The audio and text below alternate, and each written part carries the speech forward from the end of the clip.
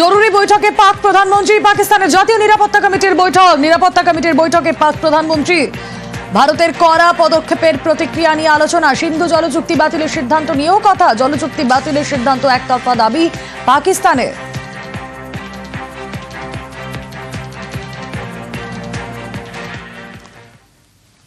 ভাইসরানের জঙ্গলে কি লুকিয়ে জঙ্গিরা? ভাইসরানের সেনার অপারেশন, আলাদা আলাদা দিক থেকে সেনার অভিযান, সরাসরি সেই ছবি আপনাদের সামনে।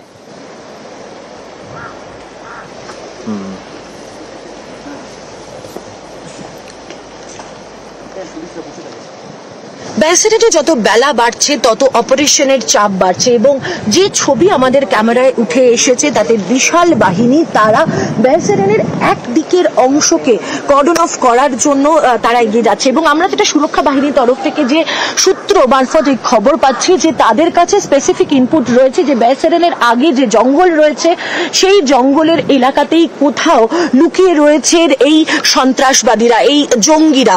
ফলে তাদেরকে আটকানোর জন্য এবং তাদেরকে খতম করার জন্য, নিকেশ করার জন্য অপারেশন করতে আলাদা আলাদা দিক থেকে, অর্থাৎ পাহাড়ের যদি এই যে পাহাড় দেখছেন স্নোক্ল্যাড মাউন্টেন, তার সামনে যদি ব্যারিকেড হয় তার একদিক থেকে যখন কর্ডন অফ করা হচ্ছে তখন অন্য দিক থেকেও যাতে কর্ডন করে করে তাদেরকে এক জায়গায় ক্লোজ করে দেওয়া যায় সেই প্রসেস করা হচ্ছে এবং যেটা মনে করা হচ্ছে যে এই অপারেশন কোনো অপারেশন সাকসেসফুলের দিকেও তারা যেতে পারেন, তার কারণ তাদের বডি ল্যাঙ্গুয়েজ এবং তারা যেভাবে অ্যাগ্রেশন নিয়ে তারা এগোচ্ছেন তা থেকে বোঝা যাচ্ছে যে সিকিউরিটি ফোর্সেস এর কাছে একেবারে স্পেসিফিক ইনপুট রয়েছে যে জঙ্গিরা হয়তো এখনো এই জঙ্গলের মধ্যেই লুকিয়ে রয়েছে।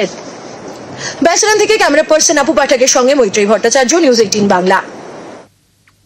আগে প্রত্যাঘাত, পরে কূটনীতি, মত প্রতিরক্ষা বিশেষজ্ঞ প্রফুল বক্সির।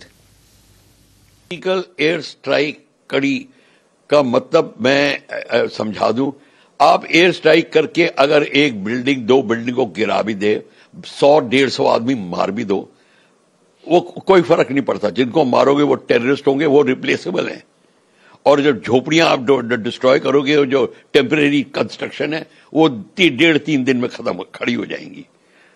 उसको डिस्ट्रॉय करके ऑक्यूपाई जब तक नहीं हम करेंगे तब तक बात नहीं बनेगी। पाकिस्तान को पिंच तब होगा जब उनकी 8-10 जगहें पीओके की में और जगह हैं जिसके ऊपर इंडियन आर्मी जाके ऑक्यूपाई कर ले। खासकर पीओके हमारा मेन पॉलिटिकल मुद्दा भी है, हमारा एम भी है और हमको ये काम शुरू कर देना चाहिए। ये मौका है हमारे हाथ में, इसे गंवाना नहीं चाहिए। উধমপুরে নিহত নদিয়া সেনা জওয়ান, জঙ্গিদের লড়াইয়ে শহীদ ঝন্টু আলী। সেনার তরফে আজ বাড়িতে খবর আসে 1.5 বছর আগে কাশ্মীরে পোস্টিং ঝন্টুর। পরিবারের সঙ্গে কথা মুখ্যমন্ত্রীর। কথা বলবো সমীর রুদ্র, প্রতিনিধি রয়েছেন আমাদের সঙ্গে। সমীর,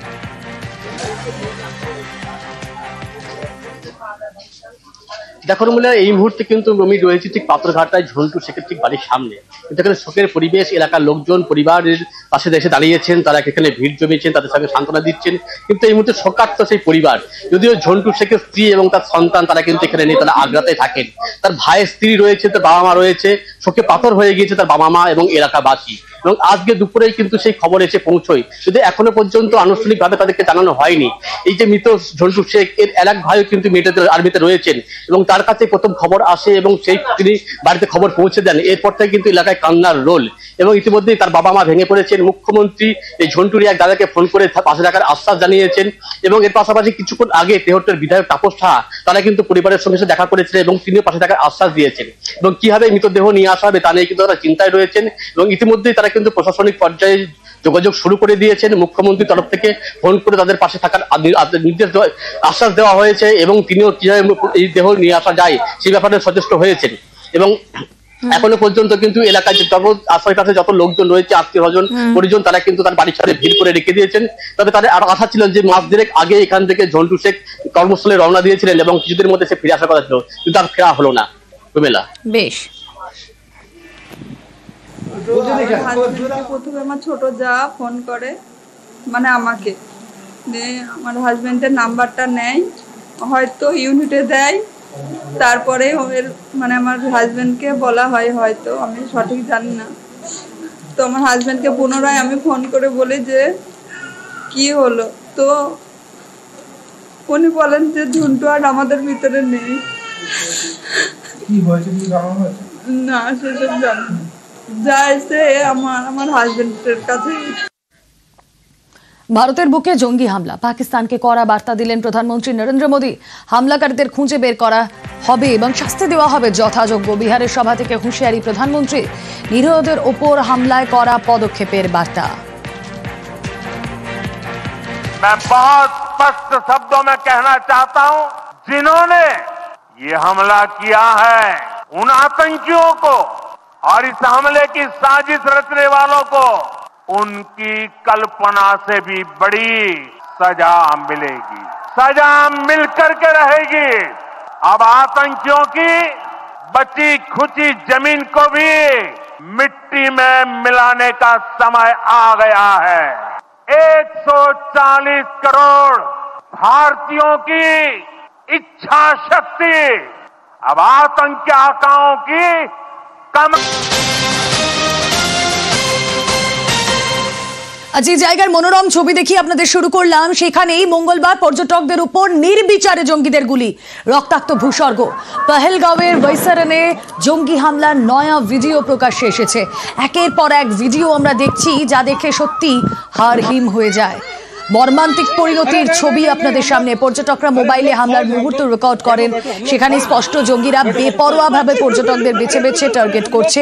গুলি চালানোর হাড়হিম ছবি প্রকাশ্যে।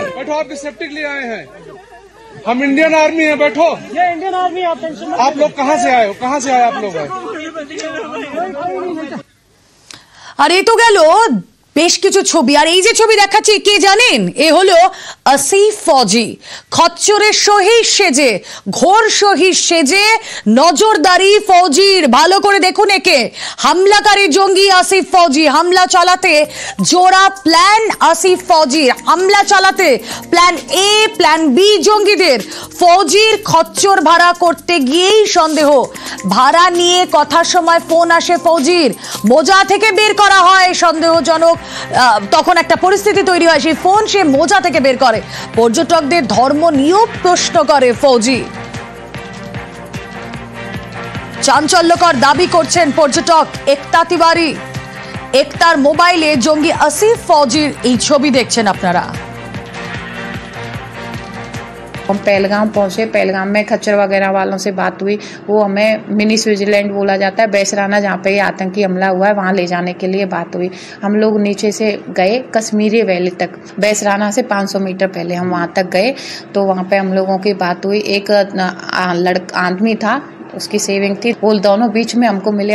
हम लोगों को लगा वो खच्चर वाले हैं। तो वो हमने उनसे पूछा क्या ना, हमसे वो पूछता है आपका नाम क्या है? मैंने कहा मेरा नाम एकता है। बहुत नॉर्मल तरीके से बात कर रहा था। बोला कहाँ से आई हो? मैंने कहा हम राजस्थान से आए। तो बोला आप एकता आगे क्या लगाती हो? अब मैं क्या है, अक्सर कभी भी तिवारी बताती नहीं हूँ, मैं नॉर्मल एकता नाम बताती हूँ अपना। हाँ, तो मैंने बोला मैं एकता ही नाम लगाती हूँ। तो फिर वो मेरे से बोले हैं कि आप जो है आए हैं, कितने लोग आए हो? मैंने कहा 20 लोग आए हम।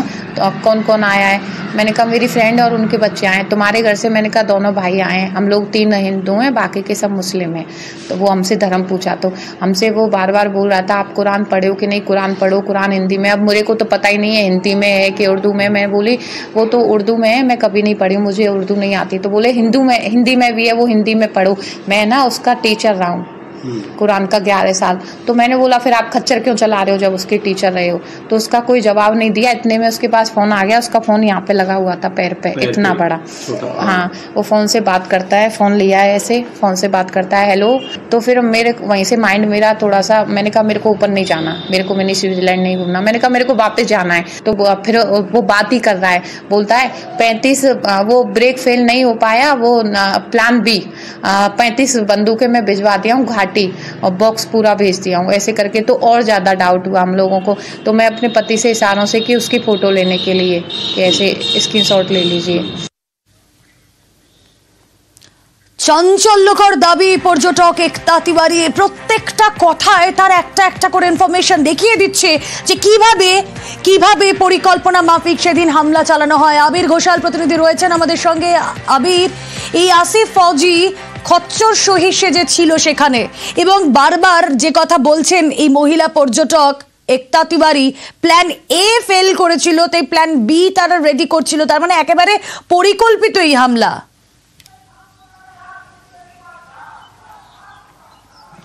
গতকাল থেকে হচ্ছে আসিফ ফৌজি, সুলেমান শাহ, আবু তালহার এদের নাম নিয়ে চর্চা শুরু হয়। তার কারণ উপত্যকাতে যে জঙ্গি হানার যে ঘটনা সেখানে এরাই ছিল বলে একটা অংশের তরফ থেকে দাবি করা হচ্ছিল, কিন্তু যথাযথ যে তথ্য প্রমাণ সেই তথ্য প্রমাণ হিসাবে একতার এই বয়ান, একতার হাজবেন্ড মোবাইলে যে ছবি তুলেছেন সেই মোবাইল থেকে যে পাওয়া যে ছবি সেটা অত্যন্ত গুরুত্বপূর্ণ হতে চলেছে সেনার কাছে, একই সঙ্গে হচ্ছে এনআইএ এর কাছেও।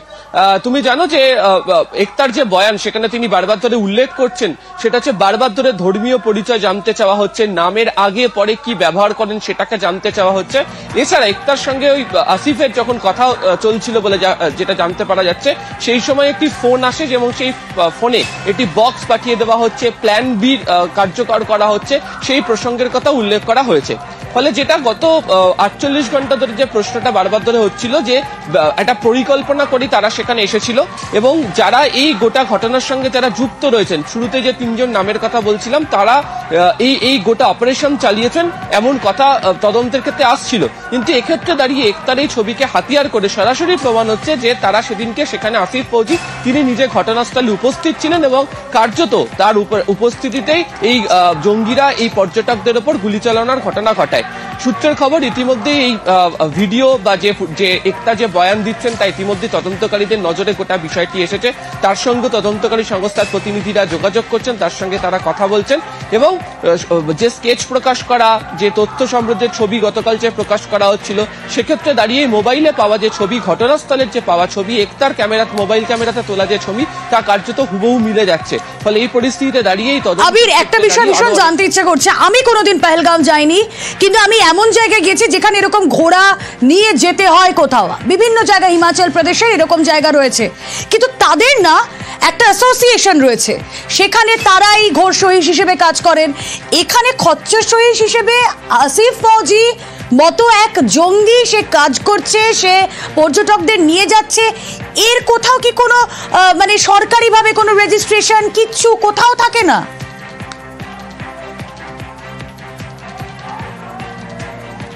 প্রথমত হচ্ছে যে তুমি যদি দেখো যারা এখানকার এই ট্যুরিজম গুলো অর্গানাইজড করেন তারা বলছিলেন যে 2024 এবং 2025-এর এই সময়তে এত পর্যটক কাশ্মীরে এসেছে এবং তাদের কথাতে হচ্ছে ইনকামিং ট্যুরিস্টের সংখ্যা এত বৃদ্ধি পেয়েছে, সেক্ষেত্রে দাঁড়িয়ে লোকাল অর্থনীতিকে চাঙ্গা করার জন্য এই বিভিন্ন ধরনের বিষয়গুলো সংযুক্ত হয়েছিল। ফলে এক্ষেত্রে দাঁড়িয়ে যদি ওই ভিড়ের মধ্যে কোথাও মিশে যদি আসিফ ফৌজি থেকেও থাকেন, সেক্ষেত্রে দাঁড়িয়ে স্থানীয় যারা এই কাজটি করেন, যারা শহীদ যারা থাকেন, তারা কতটা চিনে উঠতে পেরেছেন সেটা এই মুহূর্তে প্রশ্নের সম্মুখীন।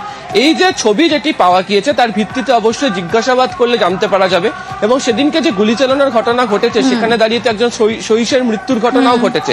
ফলে তিনি কতটা মুহূর্ত সেখানে ছিলেন, তিনি সত্যি সেই পরিচয় নিয়ে ছিলেন নাকি পরিচয় গোপন করে কয়েক মুহূর্তের জন্য ছিলেন, সেটা অবশ্যই তদন্ত সাপেক্ষ। অবশ্যই তদন্তে কি উঠে আসে আমাদের সেদিকেই নজর রয়েছে। হামলা চালায় লস্কর জঙ্গি আসিফ ফৌজি, মহিলা পর্যটকের মোবাইলে ফৌজির ছবি, একতা তিওয়ারির মোবাইলে ফৌজির ছবি আপনাদের দেখালাম, আর প্রত্যক্ষদর্শীর বর্ণনায় ফৌজি স্কেচ পুলিশেরও।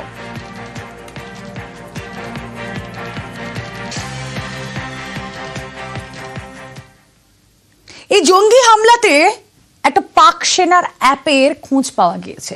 পেহেলগাঁওয়ে জঙ্গি হামলায় বিশেষ অ্যাপ, পাক অ্যাপ, জঙ্গিদের কাছে পাক সেনার অ্যাপ অ্যালপাইন কোয়েস্ট।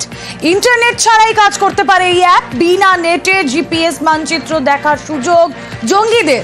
অ্যাপের সাহায্যে সেনা তল্লাশি এড়ানোরও সুযোগ। কিভাবে এই অ্যাপের মাধ্যমে উইদাউট ইন্টারনেট জিপিএস নেওয়া যায়, সেখানে ম্যাপ দেখা যায়, আসুন আমরা একটু জানার চেষ্টা করি। আমাদের প্রতিনিধি কৃষাণু রয়েছেন সঙ্গে। কৃষাণু। হ্যাঁ রুমেলা, যেটা ভারতের গোয়েন্দারা অনুমান করছেন যে এই জঙ্গিরা খুব তৈরি হয়ে এসেছিল এবং সেদের কাছে খুব উন্নত মানের যে যোগাযোগের ব্যবস্থার মাধ্যমে তারা পাকিস্তানের দুটি শহরে বসে থাকা বড় প্রভাবশালী কোনো বড় সেনাকর্তার সঙ্গে যোগাযোগ রাখছিল এবং সেইটার ক্ষেত্রেই বোঝা যাচ্ছে যে একটি যন্ত্র যেটা অ্যালপাইন কোয়েস্ট, এটা কিন্তু বাইরেও পাওয়া যায় অ্যাপটি, কিন্তু এই সেনা সেই অ্যাপটিকে নিয়ে আরো জোরালো করছে, ওটাকে ভেঙেছিলে খোলবলচে বদলে দিয়েছে। অতএব এই অ্যাপের মাধ্যমে যেটা হয়, যেটা অফলাইন ডেটা তুমি পেতে পারো, অফলাইনে ম্যাপ, জিপিএস এগুলো দেখতে পারো এবং ফলে হচ্ছে যেহেতু ইন্টারনেট অন করছে না, তাদের উপরে নজরদারিটা করা কঠিন এবং এই অ্যাপটা দিয়েই এরা কিন্তু এখানে সেনাবাহিনীর চোখে ধুলো দিয়ে কোনো রকম ভাবে ঢুকতে পেরেছে। রুমেলা, বেশ।